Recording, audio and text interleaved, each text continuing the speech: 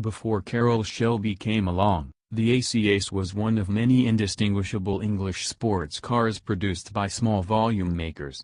The Ace itself has been in production since 1953, and the loss of its engine supplier, Bristol, and its 130 horsepower six-cylinder engine prompted discussions between AC owner Charles Hurlick and Shelby about installing a small block Ford V8 in the Ace and renaming it the Cobra.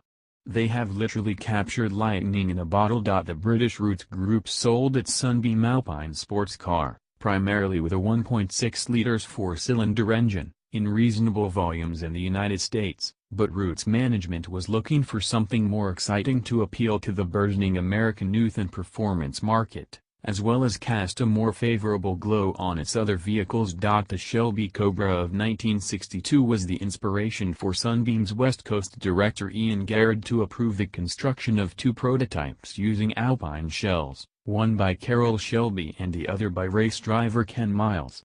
Miles' version had the engine mounted further forward than Shelby's, and he fitted an automatic transmission rather than a four-speed manual, as Shelby would. As a result, Shelby's was the most finished and developed version and was utilized for testing and evaluation. After a test drive by company chairman himself, the project green-lighted. Shelby had proposed that the Tigers would be shipped to California and their engines fitted in Shelby shops, like the Cobras, but the Roots Group declined. Instead, Jensen Motors was awarded the contract for assembling the cars, who had until recently been building P1800 sports cars for Volvo, and Shelby was paid a royalty for every Tiger sold, the total equaling $250,000 in today's money.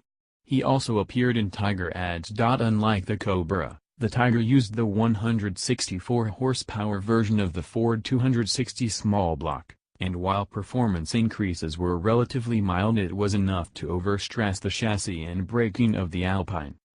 A mild update was implemented after Jensen had manufactured about 3,700 cars. Changes included squarer doors, a vinyl convertible boot, and added cabin ventilation. These cars are now known as Tiger MKEs, and just over 2,700 were built. Chrysler's purchase of Roots spelled the end for the Tiger. Before the end came, the most exciting Tiger was released for 1967. The Mk2 at last had Ford's 289 V8 along with a few styling upgrades to differentiate from the lesser model. Fewer than 800 Tigers were built, making them the most desirable of all the street model Tigers. Tiger is in peak condition now, fetch around $130,000.